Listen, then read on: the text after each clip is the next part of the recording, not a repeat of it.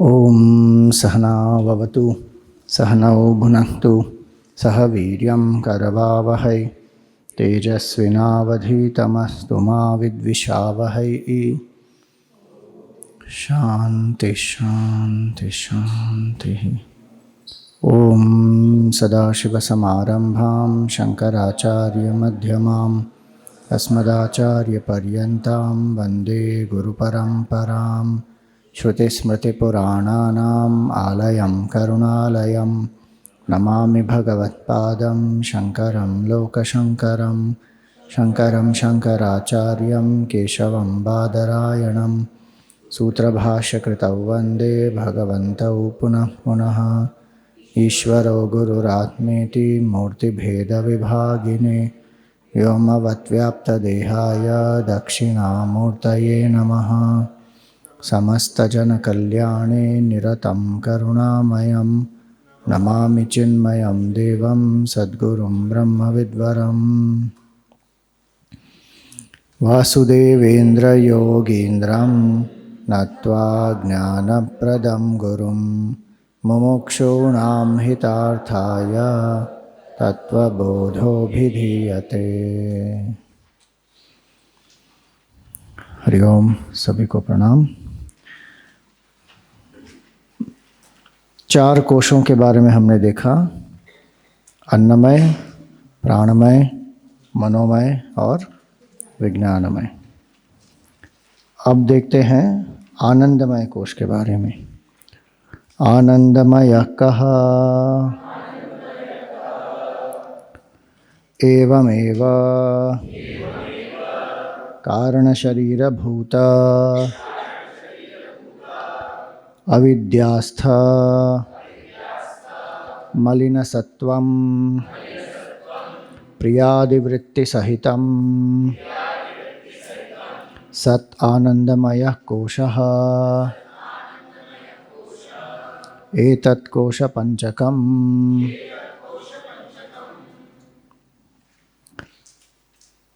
तो इसमें क्या कहा कि एवं एव, इस प्रकार कारण शरीरभूत आनंदमय कोश क्या है? कारण शरीर है। मनोमय कोश कौन सा शरीर है? कंफ्यूज हो गया हो क्या? मनोमय कौन सा शरीर है? सूक्ष्म शरीर। अन्नमय कौन सा है? प्राणमय, आनंदमय, विज्ञानमय,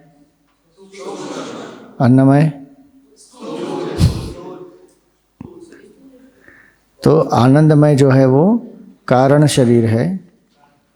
और क्या है इसमें? अविद्यास्थ, इसमें अविद्या रहती है।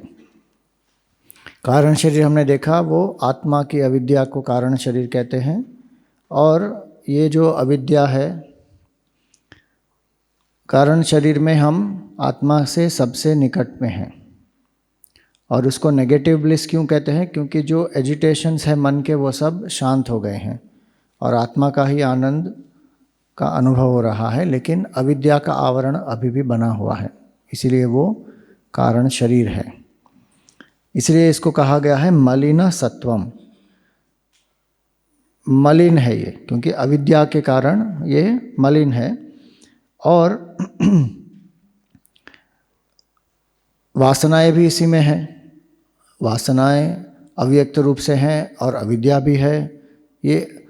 लेकिन इसको आनंदमय क्यों कहते हैं? क्योंकि इसमें ये जो मन, बुद्धि और शरीर जिसके कारण हमको उद्वेग होता है, विक्षेप होता है, विकार होते हैं, ये सब नहीं है इसमें। और आत्मा का जो आनंद है वही हमको अनुभव हो रहा है।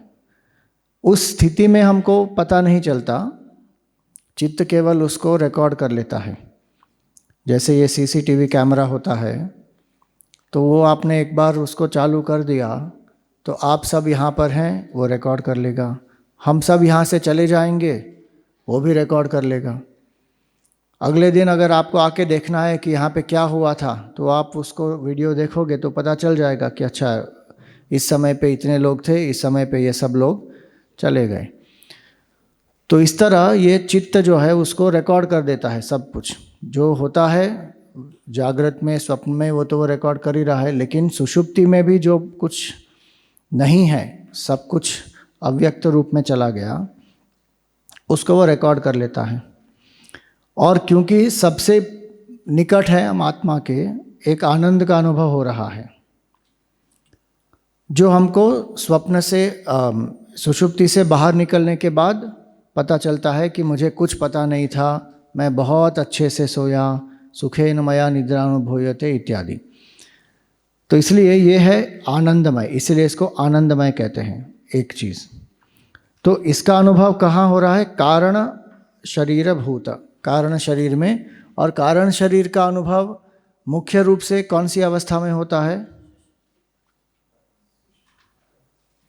मुख्य रूप से किस अवस्था में होता है? आत्मा में नहीं होता, सुषुप्ति में होता है। स्थूल शरीर का मुख्य अनुभव कहाँ होता है, किस अवस्था में? जागृत में। सूक्ष्म का मुख्य अनुभव कब होता है? स्वप्न में। ये सूक्ष्म का अनुभव होता है स्वप्न में मुख्य रूप से। कारण शरीर, सूक्ष्म शरीर जागृत में भी है, लेकिन मुख्य रूप से स्थूल का अनुभव हो रहा है। स्थूल शरीर और कारण शरीर स्वप्न में उनका अनुभव नहीं हो रहा। और कारण शरीर का अनुभव कहाँ हो रहा है? मुख्य रूप से सुषुप्ति में। उस समय शरीर मन बुद्धि का अनुभव नहीं हो रहा। अब यहाँ पर यह भी कहा प्रियादि वृत्ति सहितम। तो जागृत अवस्था में आनंदमय कोश की अभिव्यक्ति इन तीनों से होती है। क्या है वो? वृत्तियों से। प्रिय, मोद और प्रमोद, इनसे कारण शरीर या आनंद की अनुभूति होती है। प्रिय का अर्थ क्या है यहाँ पर? जब हम किसी प्रिय वस्तु का चिंतन करते हैं तो हमारे मन में एक आनंद अनुभव होता है। सपोज आपको गुलाब जामुन बहुत अच्छा लगता है, तो जैसे ही आप गुलाब जामुन के बारे में सोचते हैं तो क्या होगा? आहा, गरम गरम गुलाब जामुन, मुंह में पानी आ गया ना। तो मुंह में पानी आ जाता है, कुछ लोगों को उसकी सुगंध भी आ जाती है, गरम गरम गुलाब जामुन की सुगंध, एकदम सॉफ्ट, लाल लाल कलर का, अच्छा, और उसको तली हुई पूरी के साथ ऐसे। हाँ।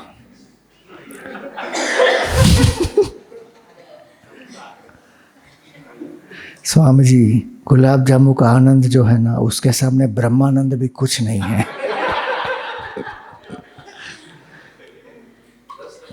क्यों? क्योंकि ब्रह्मानंद क्या है? नाम रूप गुण इन सब से परे है। गुलाब जामुन स्वामी जी इतना मीठा, लाल लाल कलर का, गरम गरम, आहा।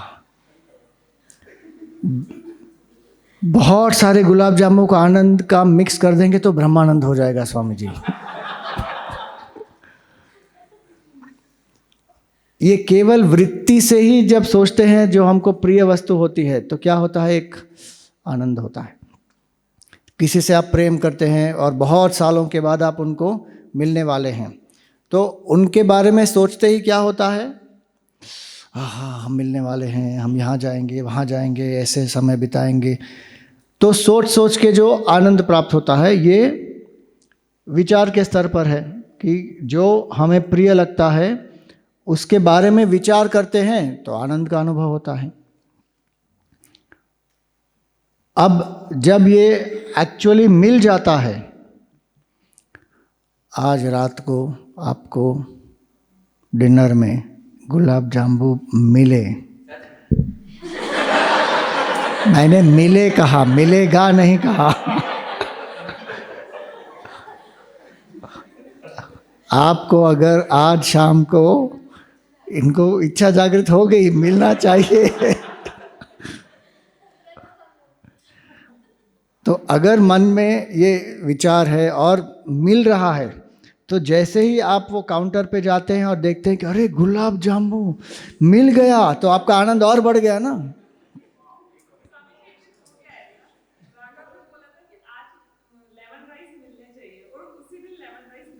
क्या बात है, राघव ने लेमन राइस मैनिफेस्ट कर दिया, वाह।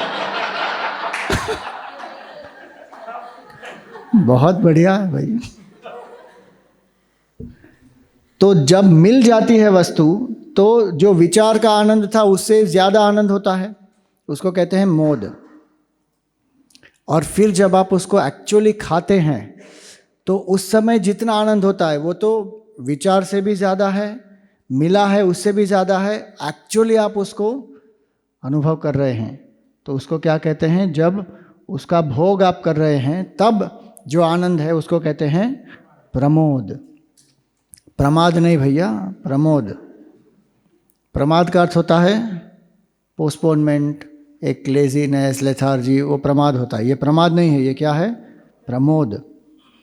प्रिय, मोद और प्रमोद, ये जो है ये आनंदमय कोश कब इसका अनुभव हो रहा है, ये जागृत में हो रहा है। सुषुप्ति में जो आनंदमय कोश का अनुभव हो रहा है वो क्या है, वासना है, अविद्या है, और हम आत्मा के बिल्कुल निकट हैं।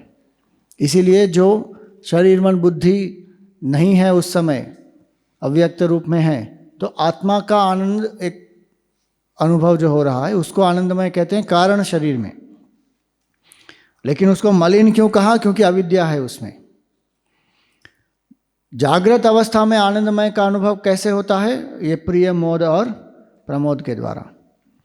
तो प्रियादि वृत्ति सहितम, आदि वृत्ति का अर्थ होता है ये मोद और प्रमोद। प्रिय आदि वृत्ति सहितम सत आनंदमय कोशः, ये आनंदमय कोश है। इसका अर्थ क्या हुआ, ये आनंद भी जो है ये परिवर्तनशील है, आता जाता रहता है। कारण शरीर का भी जो आनंद है सुषुप्ति अवस्था में, वो भी कुछ समय के लिए ही होता है, वापस स्वप्न आ जाते हैं, वापस जागृत व्यक्ति हो जाता है। लेकिन समझने की बात क्या है, ये जो प्रिय, मोद, प्रमोद है और जो सुषुप्ति का भी जो आनंद है, ये सभी आनंद क्या है,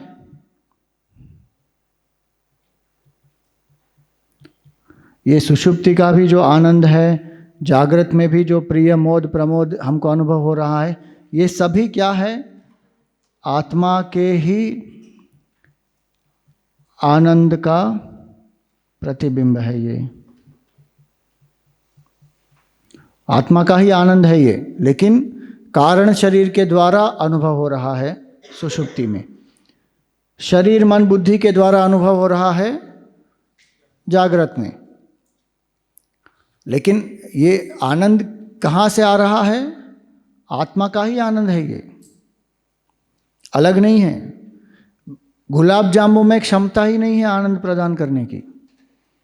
आपको गुलाब जामुन अच्छा लग रहा है, इसीलिए आपकी वासना के अनुसार है, इसीलिए आपको इसके बारे में जब सोचते हैं तो आनंद का अनुभव होता है। किसी को गुलाब जामुन के कारण ही दुख का अनुभव होगा कि उस दिन हम होटल में गए थे, गुलाब जामुन खा रहे थे और उसने मुझसे ब्रेकअप कर लिया, आज से मैंने गुलाब जामुन त्याग दिया।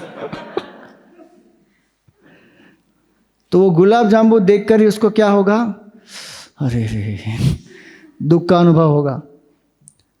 ये गुलाब जामुन में वो क्षमता ही नहीं आपको आनंद प्रदान करने की। आप कितना भी उसके बारे में सोच लो, आपको अपनी वासना के अनुसार आप सोच रहे हैं, इसीलिए प्रिय का अनुभव हो रहा है। और वो क्यों हो रहा है, क्योंकि उस समय आपका मन एक अच्छी अवस्था में आ गया, सकारात्मक अवस्था में आ गया, तो आत्मा का जो आनंद है आपको अनुभव हो रहा है उसमें। एक उदाहरण अगर दें तो चॉकलेट को आप खा सकते हैं दो प्रकार से। नॉर्मली अगर आपको कोई चॉकलेट देगा तो आप कैसे खाएंगे, पूरा रैपर खोल के चॉकलेट निकाल के खाएंगे ना। क्या रैपर के साथ खाएंगे, रैपर निकाल देंगे ना। अगर आप रैपर के साथ चॉकलेट खाते हैं तो भी जो मीठा स्वाद आता है वो कहाँ से आ रहा है? रैपर से आ रहा है कि चॉकलेट से आ रहा है? खाना नहीं, लेकिन उदाहरण है। इसी तरह जो हमको विषयों से आनंद प्राप्त हो रहा है ना, ये दृश्य से, भावना से, विचार से, ये विषयों से नहीं आ रहा है एक्चुअली। ये कहाँ से आ रहा है? आत्मा से ही आ रहा है। हमको प्रतिभासित ऐसे हो रहा है कि ये विषय से आ रहा है, विषय से नहीं आ रहा हो। जब हमारा मन शांत हो जाएगा तब आत्मा का ही आनंद उसमें प्रतिबिंबित होता है। जो इच्छाएं होती है ना मन में, बुद्धि में, इच्छाओं के कारण मन विक्षिप्त होता है। मुझे कॉफ़ी चाहिए, कॉफ़ी चाहिए, कॉफ़ी चाहिए, कॉफ़ी चाहिए, तो उसके कारण मन विक्षिप्त होता है। जब कॉफ़ी मिलती है और हम कॉफ़ी पीते हैं तो क्या होता है? कॉफ़ी से केवल कुछ क्षणिक जो भी आपका अनुभव होगा जिह्वा पर वो होगा, लेकिन उसमें जो सुख या दुख होगा वो मन की स्थिति के अनुसार होगा। अगर मन आपका शांत हो गया तो आत्मा का ही आनंद उसमें प्रतिबिंबित होगा। मन अशांत है तो आत्मा का आनंद उतना प्रतिबिंबित नहीं होगा, तो आपको उतना सुख का अनुभव नहीं होगा। तो इसीलिए पंचदशी में स्वामी विद्यारण्य क्या कहते हैं? विषयानंदे ब्रह्मानंद, कि विषयानंद भी क्या है? ब्रह्मानंद ही है। विषयों में अलग से कोई आनंद है ही नहीं, लेकिन विषयों का जो आनंद है वो चॉकलेट को रैपर के साथ खाने के समान है। और ये समझना कि विषयों के आनंद, विषयों से ही आनंद प्राप्त हो रहा है, ये भ्रांति है। जैसे चॉकलेट के रैपर से ही वो मिठास का स्वाद आ रहा है, ये भ्रांति है। मिठास कहाँ से आ रही है? चॉकलेट से ही आ रही है। तो आपको कॉफ़ी का आनंद भी कहाँ से प्राप्त होगा? आत्मा से ही। ब्रह्मानंद भी जो अनुभव हो रहा है वही विषयों से भी हमको अनुभव हो रहा है। तो गुलाब जामुन का आनंद कहाँ से प्राप्त हो रहा है? आत्मा से ही। कहने के लिए हम कह सकते हैं कि गुलाब जामुन आनंद के सामने ब्रह्मानंद कुछ नहीं है, लेकिन ब्रह्मानंद ना हो तो गुलाब जामुन का आनंद ही उसका अस्तित्व ही नहीं होगा। एक ही आनंद है, वो है परम आनंद, ब्रह्मानंद।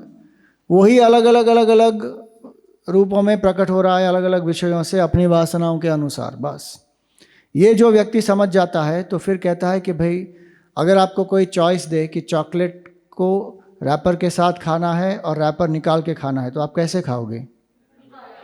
रैपर निकाल के ही खाओगे ना। और अगर आपको कोई कहे कि नहीं नहीं रैपर के साथ खाओ, तो आप क्या कहोगे? पागल हो क्या, ऐसे कैसे खा रहे हो रैपर के साथ? रैपर निकाल के खाओ, प्योर चॉकलेट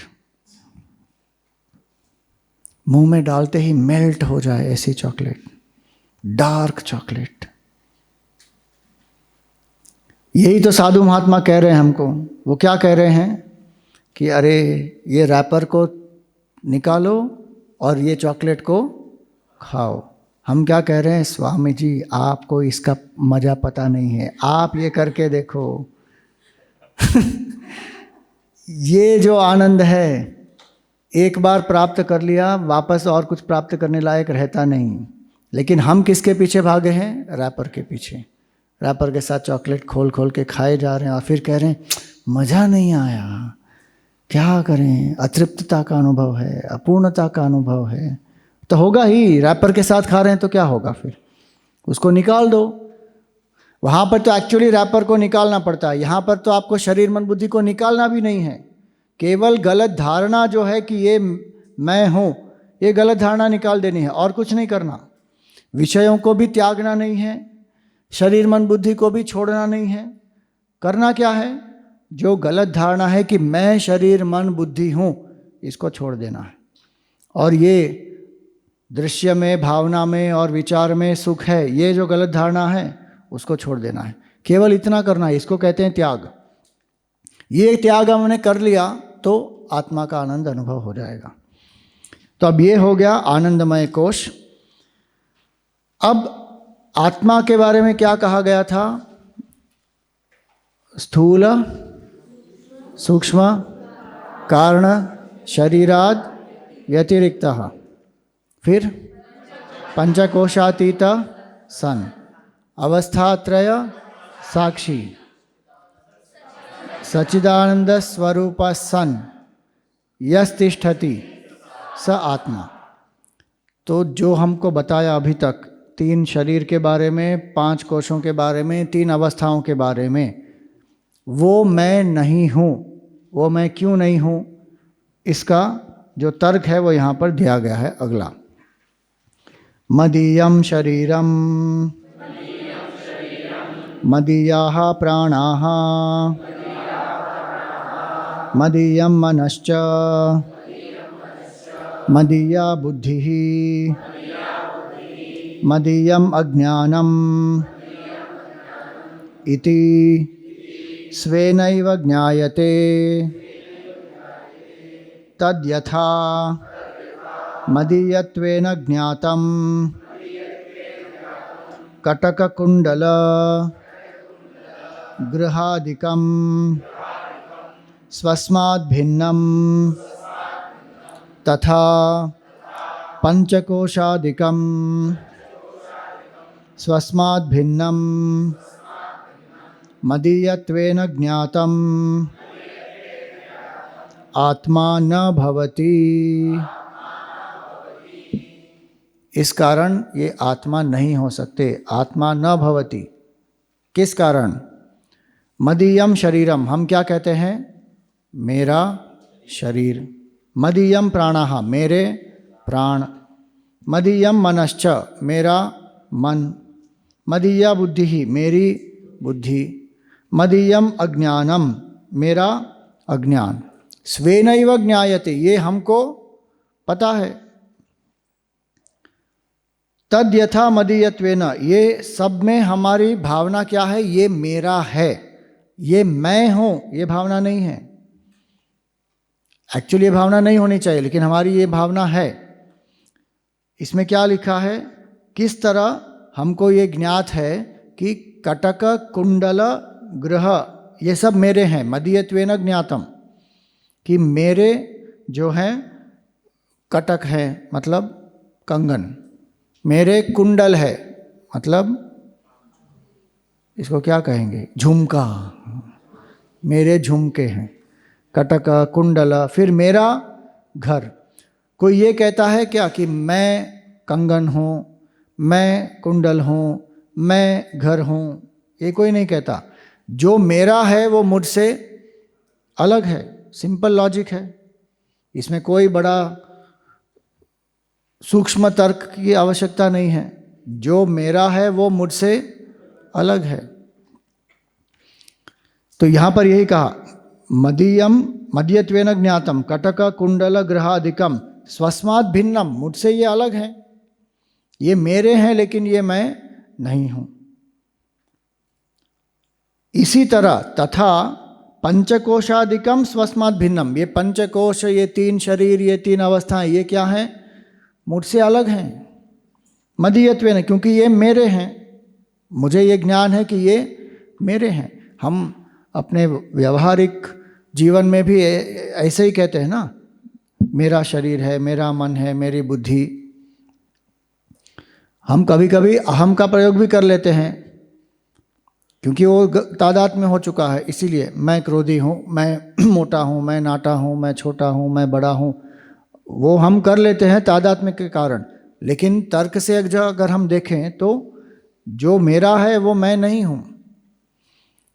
इसलिए यहाँ पर कहा स्वस्मात् भिन्नम मदीयत्वेन ज्ञातम आत्मा न भवति। इसकी वजह से ये आत्मा नहीं है। ये केवल एक कारण है। शरीर भी एक कारण है, मन भी और बुद्धि भी, और ये जो कारण शरीर है वो भी। ये सब केवल एक इक्विपमेंट है, हम नहीं हैं। ये जो लॉजिक है, लॉजिक तो सिंपल है, लेकिन इसको हमें प्रैक्टिस करना होता है। श्रवण किया है, फिर उस पर मनन करके जो अहम भाव है जीव का इस शरीर मन बुद्धि में, उस अहम भाव की निवृत्ति होनी चाहिए तर्क के द्वारा। और फिर निधिध्यासन करना है कि मैं ये पंच धातुओं से बना शरीर नहीं हूँ, पंच तत्वों से बना शरीर नहीं हूँ। तो मैं कौन हूँ? मैं केवल चिदानंद रूप शिवोहम शिवोहम। इसका अभ्यास करना होता है।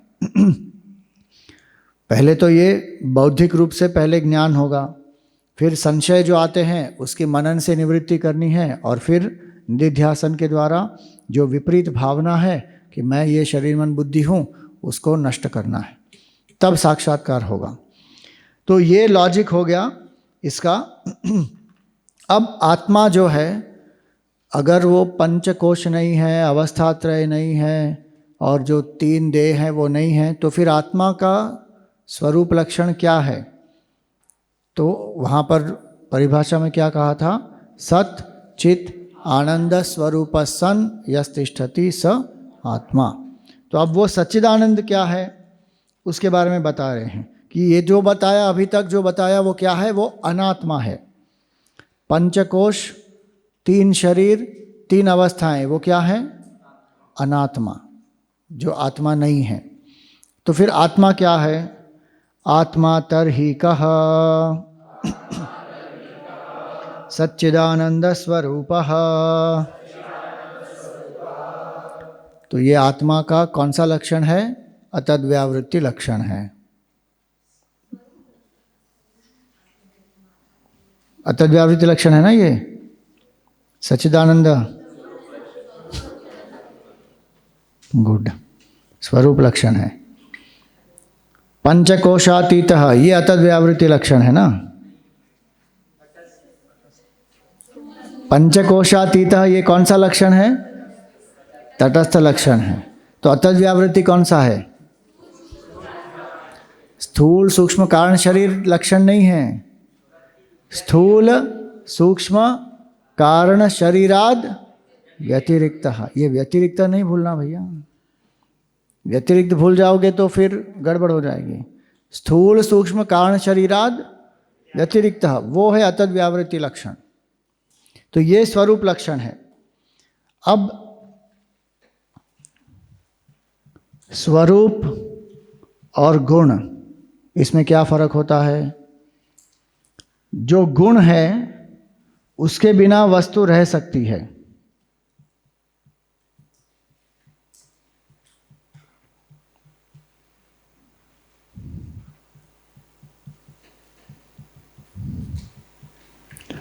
स्वरूप के बिना नहीं रह सकती।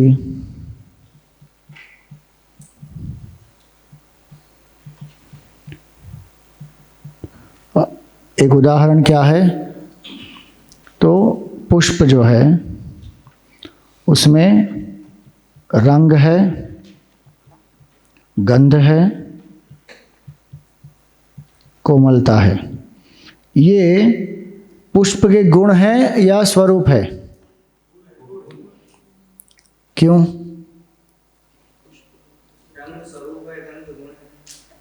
रंग स्वरूप है, गंध गुण है, और कोमलता क्या है? कोमलता गुण है। कोमलता भी स्वरूप है।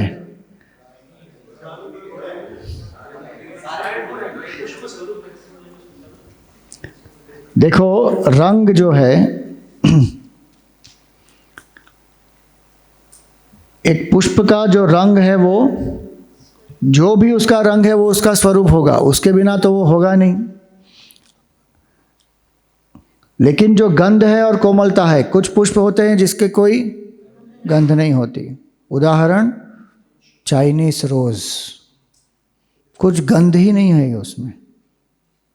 हमारे भारत में जो रोज खिलता है कितना सुंदर होता है, उसमें इतनी अच्छी सुगंध आती है। ये चाइनीज रोज लेके आ गए सब, गंध ही नहीं है उसमें। लेकिन पुष्प है ना। कुछ पुष्प हो सकते हैं जो एकदम कोमल ना हो, लेकिन पुष्प फिर भी है। तो ये क्या हो गए? केवल गुण हो गए। कई जगह पे ये भी कह देंगे कि रंग क्या है? पुष्प का गुण ही है। अगर हम कहें मकरंद, तो मकरंद क्या होगा? पुष्प का गंध है, गुण है या स्वरूप है? मकरंद मतलब मधु, मधु मतलब शहद। शहद पुष्प का स्वरूप है या गुण है? गुण होगा। वो जनरल पुष्प की बात कर रहे हैं हम। हर एक पुष्प में मधु होगा ऐसा कोई आवश्यक नहीं है। अब अग्नि जो है, अग्नि की जो उष्णता है और उसमें जो प्रकाश है, ये उसका गुण है या स्वरूप है? उष्णता गुण है और प्रकाश स्वरूप है। कैसे? कोई अग्नि है जो उष्ण नहीं होगी? ठंडी अग्नि होगी क्या? कोई अग्नि है जिसमें अंधकार होगा, प्रकाश नहीं होगा? सोच लो, गुण कहाँ से हुआ? उष्णता के बिना कोई अग्नि है क्या? उष्णता अग्नि का स्वरूप ही है। अग्नि और उष्णता को आप अलग नहीं कर पाएंगे। अग्नि है मतलब उष्णता है, उष्णता है मतलब वो अग्नि है वहाँ पर। अलग रूप से ये हो सकती है, दिख सकती है, लेकिन अग्नि है जहाँ पर वहाँ पर उष्णता है। करेक्ट। सो दोनों ही स्वरूप ही हैं ये, इसमें गुण नहीं है, ये इसके स्वरूप हैं।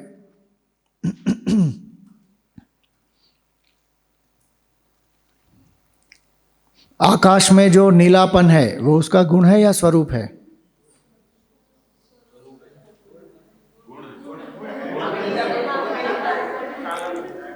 आकाश की जो नीलिमा है वो उसका गुण है या स्वरूप है?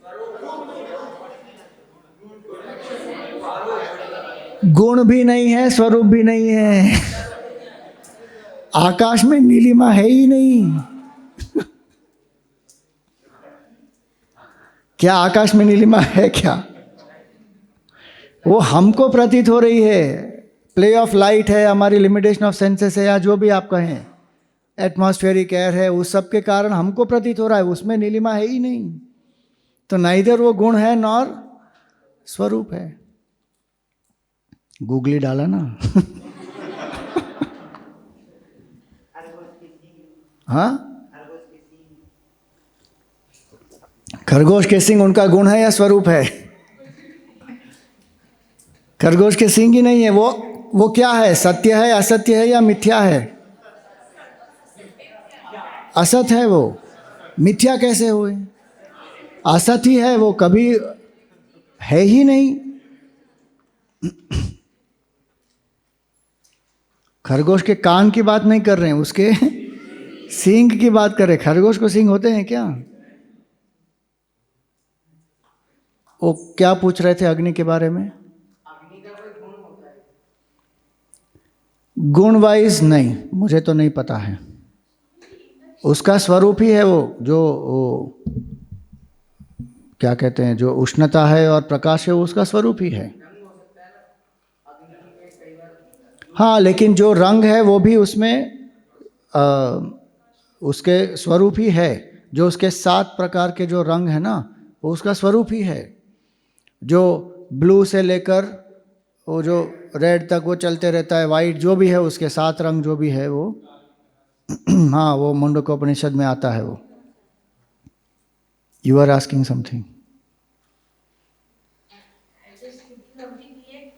इंडक्शन अगर हम चलाते हैं तो उसमें it is hot, it is not lit up. Correct. तो वो दूसरी बात है। मैंने जो पहले कहा वो करेक्ट करना चाहिए कि जहाँ उष्णता है वहाँ अग्नि है, ऐसा आवश्यक नहीं है। लेकिन जहाँ अग्नि है वहाँ उष्णता है, वो आवश्यक है। अग्नि के बिना उष्णता, उष्णता के बिना अग्नि हो ही नहीं सकती। तो वो अग्नि का स्वरूप ही है। अब इस तरह सत चित आनंद जो है वो आत्मा का गुण है या स्वरूप है? पक्का? क्यों? किसी की आत्मा में सत हो सकता है, चित और आनंद नहीं हो सकता। ऐसा होता है क्या?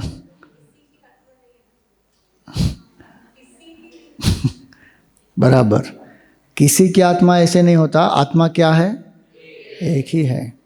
तो ऐसा हो ही नहीं सकता कि एक व्यक्ति की आत्मा में सत है और आनंद है, इसीलिए बेचारा हमेशा आनंदित रहता है, और मूर्ख है इसीलिए क्योंकि चित्त नहीं है।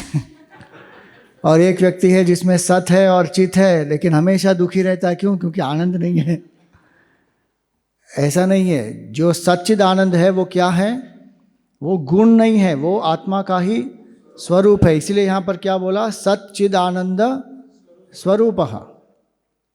आपको कोई प्रश्न था?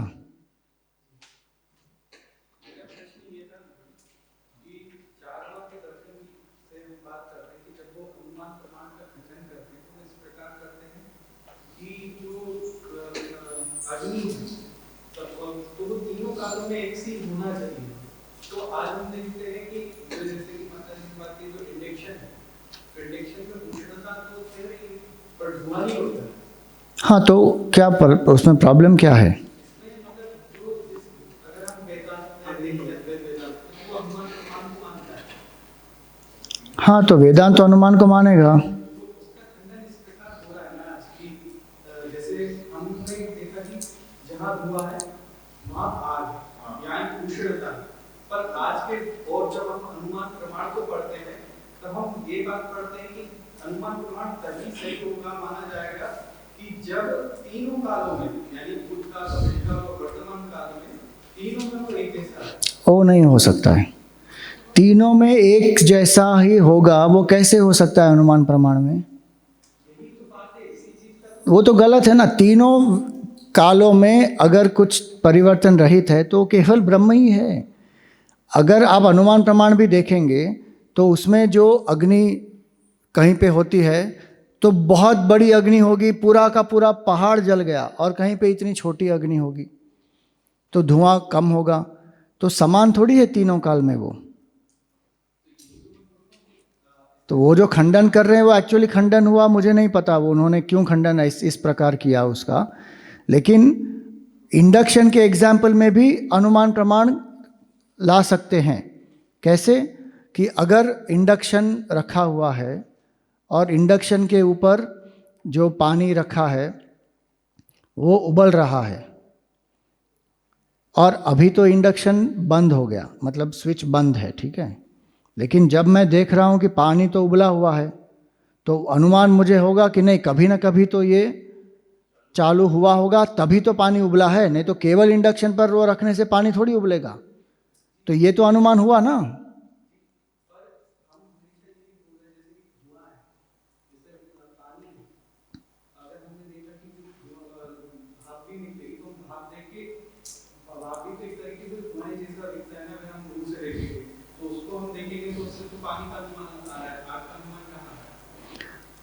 हमको सिद्ध, एक मिनट, हमको सिद्ध क्या करना है? हमको सिद्ध ये थोड़ी करना है कि भाई अग्नि से धुआं निकलता है। हमको सिद्ध ये करना है कि अनुमान जो प्रत्यक्ष दिख नहीं रहा है तो भी एक आधार के, एक दूसरे प्रत्यक्ष के आधार पर पहले जो हुआ वो हम उसका अनुमान कर रहे हैं। अनुमान प्रमाण का प्रयोजन ये है। अनुमान प्रमाण का प्रयोजन ये नहीं है कि ये सिद्ध करें कि अग्नि में से धुआं निकलना ही चाहिए। ये अनुमान प्रमाण थोड़ी हुआ। अनुमान प्रमाण का ये प्रयोजन ही नहीं है। जो मैंने नहीं देखा, मैंने अग्नि को नहीं देखा, लेकिन मैं धुआं को देख रहा हूं, इससे मैं अनुमान लगा रहा हूं कि अग्नि होगी वहां पर। केवल वो अनुमान है, it is an inference. It is not to prove that fire's nature is to give smoke. ये तो अनुमान प्रमाण हुआ ही नहीं, ये तो कुछ और ही है। फिर अगर पूरा जो रोड है वो गीला है, मैंने तो नहीं देखा बारिश हुआ, लेकिन जब रोड गीला है तो उससे मैं अनुमान लगा रहा हूं कि बारिश हुई होगी। अब मुझे ये थोड़ी प्रूव करना है कि रोड गीला है मतलब यहाँ पर पानी का स्वभाव है, ये तो प्रमाण ही नहीं है, ये तो उसका प्रयोजन ही नहीं हुआ ना।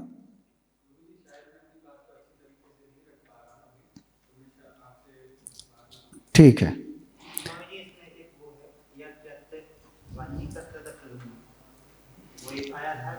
हाँ, तो मैं वही कह रहा हूँ, फिर वहाँ पे हम लकीर का फ़कीर बन रहे हैं। यद यद वन्ही तत्तद जो धूमः, वो जो सूत्र है वो वन्ही का स्वरूप धूम है, वो प्रमाणित करने के लिए है ही नहीं वो सूत्र। वो सूत्र किसके लिए है? जो हमने वन्ही देखी ही नहीं लेकिन धूम को देखा, उससे हम अनुमान लगा रहे हैं कि वहाँ पर वन्ही होगी।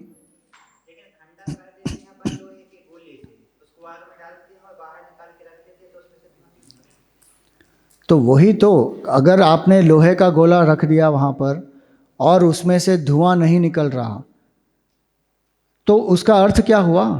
कि अग्नि में उष्णता नहीं है। ये भी गलत ही हुआ। क्यों? क्योंकि आप अग्नि का गोला रखेंगे ना वहाँ पर, जो लोहे का गोला रखेंगे तो उसमें से धुआं तो निकलेगा। ऐसा थोड़ी है कि धुआं नहीं निकलेगा। जो गर्मी है वहाँ से, तो जो तापमान है उसके कारण वो जो भी it may not be smoke, but उसका जो व्हाट डू यू कॉल, उसकी जो हीटनेस है वो तो निकलेगी ना वहाँ पर। तो धुआं ही होना चाहिए थोड़ी आवश्यक है। कुछ जल गया पूर्ण रूप से फिर उसमें से धुआं निकलेगा। आप हवन में भी देखोगे तो बराबर अगर अग्नि प्रज्वलित हो रही है, घी डाल रहे हैं और वो, तो धुआं नहीं निकलेगा उसमें, सिर्फ अग्नि होगी वहाँ पर बराबर से। जैसे ही उसमें चीज़ जो लकड़ा है वो जलने लगेगा, फिर उसमें क्या होगा, जो राख हो जाएगी तो धीरे धीरे फिर उसमें धुआं आ जाएगा। वापस आप उसको पंखा डाल दोगे, वो राख निकल जाएगी, वो ठीक से प्रज्वलित होगा तो वापस धुआं निकल जाएगा। वहाँ पर उनको खंडन के कारण खंडन करना हो तो वो करने दो। अब ये तो विषय ही पूरा अलग हो गया। यहाँ पर जो हम चर्चा कर रहे हैं वो कुछ और ही चर्चा कर रहे हैं। ये गुण की और स्वरूप की चर्चा कर रहे हैं कि सच्चिदानंद जो है वो क्या है, वो आत्मा का स्वरूप है। तो वो स्वरूप लक्षण इसीलिए कहा। अब वो आत्मा का स्वरूप क्यों है ये हम देखेंगे, एक एक की जो व्याख्या है अब आगे होगी। सत क्या है, चित क्या है और आनंद क्या है। सत किम कालत्रयेपि तिष्ठति इति सत। सत क्या है तो कहा जो तीनों कालों में रहता है उसको कहते हैं सत।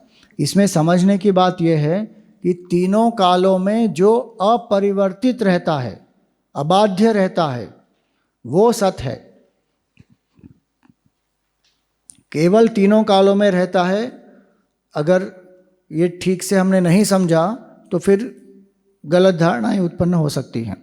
तीनों कालों में जो अबाध्य है वो है सत। त्रिकाल अबाधित वस्तु वो है सत। तो अब ये त्रिकाल अबाधित वस्तु क्या है? जो सपोज हमने देखा एक घड़ा, तो घड़े में क्या है? नाम है घड़ा, फिर रूप है घड़ा, फिर उसमें मिट्टी पानी जो भी है, और फिर उसमें है एक सत्ता कि वो है, अस्तित्व है ना उसका, वो एक शून्य तो नहीं है।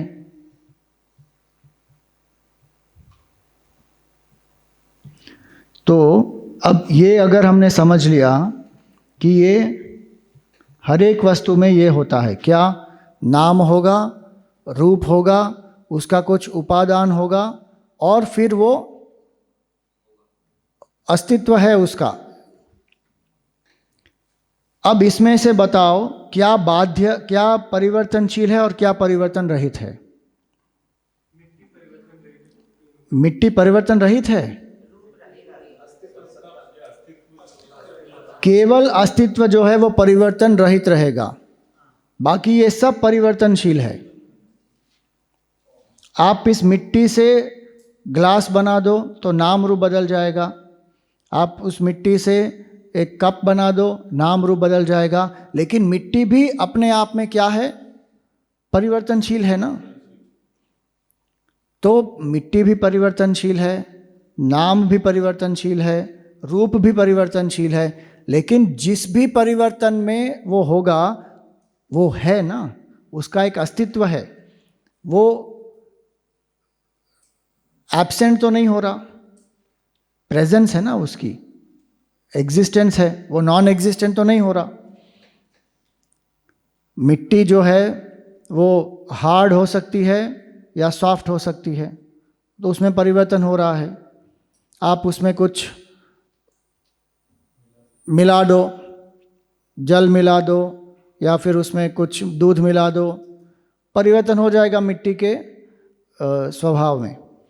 तो मिट्टी परिवर्तनशील है, नाम रूप भी परिवर्तनशील है, लेकिन जो उसकी सत्ता है ना, अस्थि, वो तो हमेशा बनी रहेगी, वो कभी एब्सेंट नहीं होगी, उसको कहते हैं सत। इसलिए जो सत है वो क्या है? It is existence, not existence of, it is pure existence. हम क्या कहते हैं? Existence of, existence of pot, existence of cup, existence of saucer. So हम एग्जिस्टेंस को नाम रूप के साथ जोड़ देते हैं, लेकिन जो नाम रूप है वो परिवर्तित होते हैं। उसका जो उपादान कारण है, जो मटेरियल से बना है, वो भी परिवर्तित हो सकता है, लेकिन जो उसकी सत्ता है वो हमेशा बनी रहेगी कि it is.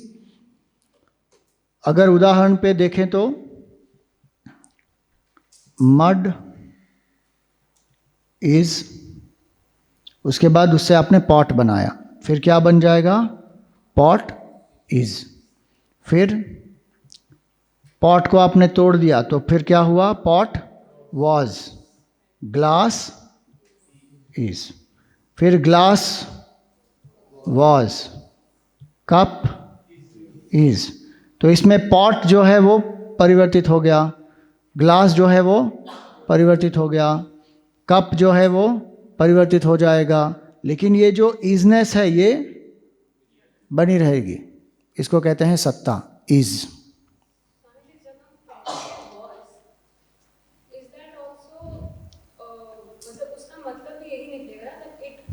The name and form was, name and form का एग्जिस्टेंस था।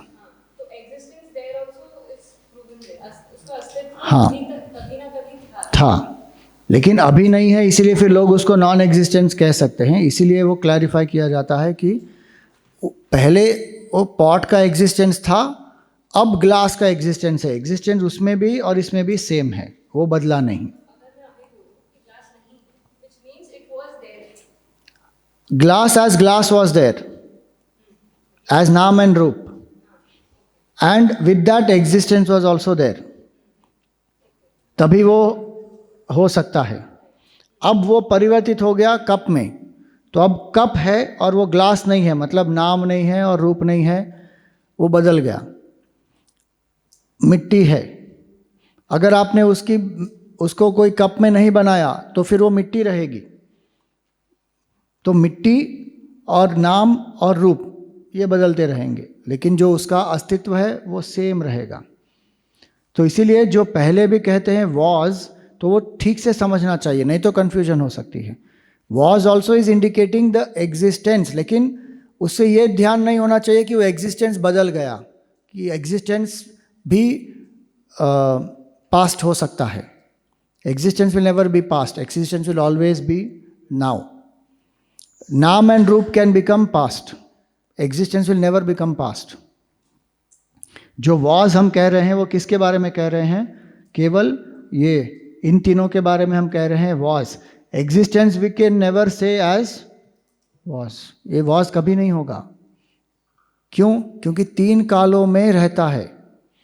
जो तीन कालों में नहीं रहता उसी को आप वॉज कह सकते हैं ना।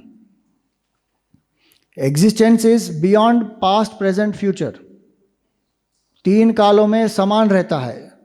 जो तीन काल में समान रहता है वो तीन कालों से भी परे है। ये अगर हमने समझ लिया तो इसका अर्थ क्या हो गया? आत्मा का स्वरूप सत है। मतलब क्या? आत्मा जो है वो अविनाशी है। आत्मा इज इंडिस्ट्रक्टिबल। और आत्मा क्या है? अज है। अज का मतलब है जन्म रहित। जन्म किसका होता है? नाम और रूप का होता है। आत्मा का जन्म नहीं होता।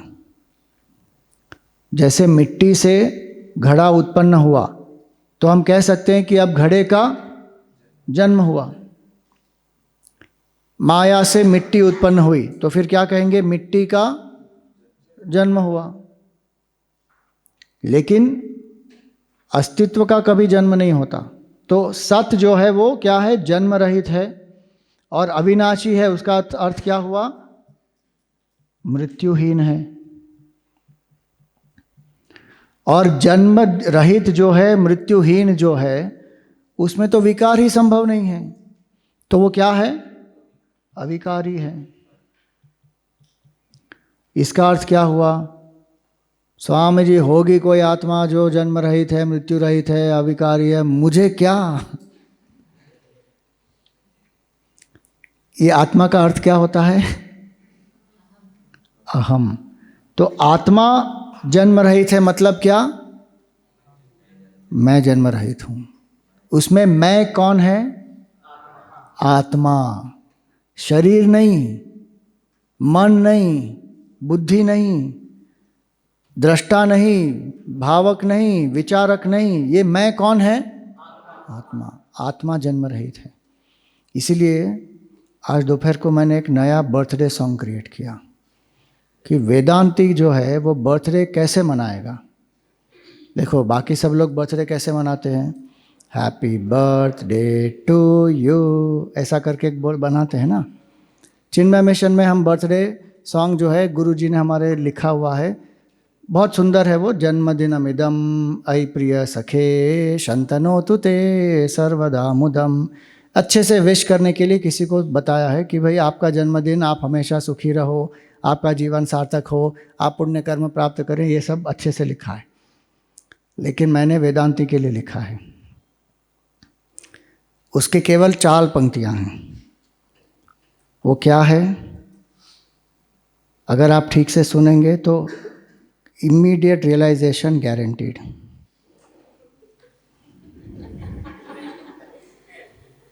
अगर आपका मन अधिकारी है तो condition apply.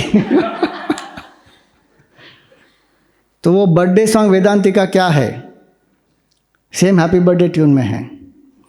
I was never born, I am never born, I will be never born, aham brahmasmi।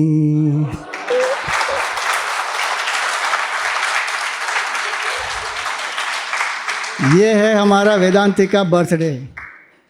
अगर कोई भी आपका बर्थडे मनाना चाहता है तो आपको ये गाना गाना चाहिए।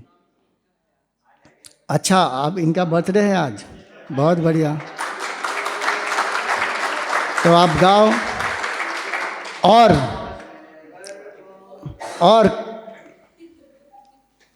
आपका चित्र रखना सामने और उसको काटना। जनरली आप केक काटते हैं ना, इसको काटो, क्योंकि ये क्या है? ये तो बंधन है।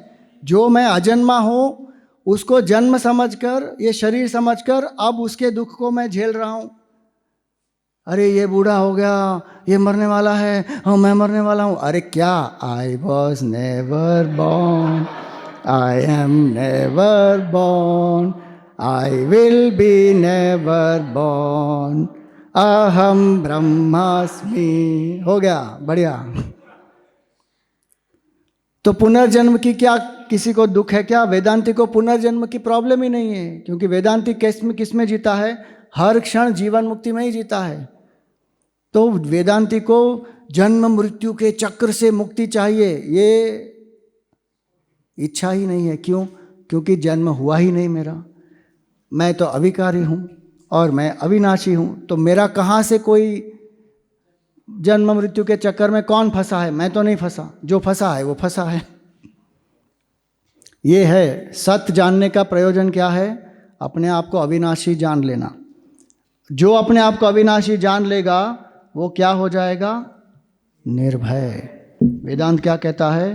अभय प्रतिष्ठाम विंदते।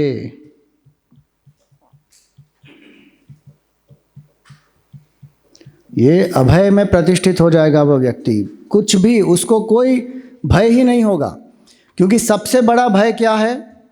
मृत्यु का भय है। मैं मरना नहीं चाहता। अगर मृत्यु के भय से निवृत्त होना है तो जन्म मत लो, खत्म बात। और जन्म मत लो का मतलब क्या हुआ?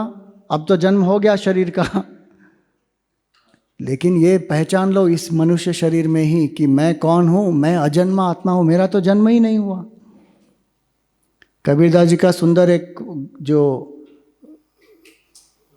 गाना है, सुंदर है ना।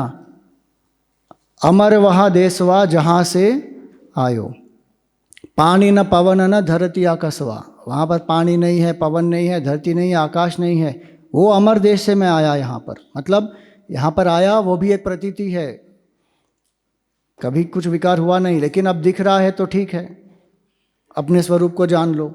तो ये है सत। सत का अर्थ क्या होता है? अस्तित्व। और ये हमने जो अभी देखा इजनेस, ये इजनेस जो है ना वो विषयों के लिए है कि glass is, this is, body is, लेकिन इसका हमको अनुभव हो रहा है अभी। इसीलिए कोई अगर कहता है कि मुझे एक्सपीरियंस नहीं है आत्मा का, वो उसको ठीक से आत्मज्ञान हुआ नहीं, ठीक से उसने वेदांत समझा नहीं। क्यों? क्योंकि यही इजनेस जो है वो हमारे हृदय में I am, this is our experience, ये सब्जेक्ट का एक्सपीरियंस है। अहम, अस्मि, ये अस्ति, ये इजनेस जो है वो क्या है? अस्ति। और आई एम क्या है? अस्मि, आई एम। हमारा अनुभव क्या हो सकता है? अस्ति का या अस्मि का? हमारा अनुभव अस्मि का होगा। विषयों का अनुभव जो है वो अस्ति। उसका अर्थ क्या हुआ? विषय का अर्थ क्या हुआ? ये शरीर भी अस्ति, मनः अस्ति, बुद्धि ही अस्ति, लेकिन शरीर मन बुद्धि से परे जो आत्मा है वो अस्मि, अहम। और यही अहम जब इसमें प्रतिबिंबित होता है तो फिर ये जीव बनता है।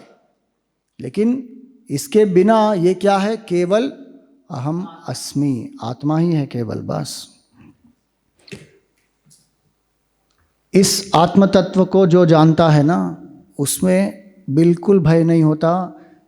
इसीलिए गीता में जब कहा नैनम छिन्दन्ति शस्त्राणि नैनम दहति पावकः न चैनम क्लेदयन्त्यापः न शोषयति मारुतः, कि जो आत्मा है उसको शस्त्रों से काटा नहीं जा सकता, पानी से गलाया नहीं जा सकता, वायु से उसको सुखाया नहीं जा सकता, अग्नि से जलाया नहीं जा सकता। जो आत्मा के लक्षण है वो क्या है? वो स्वरूप है, सत है, वो अविनाशी है।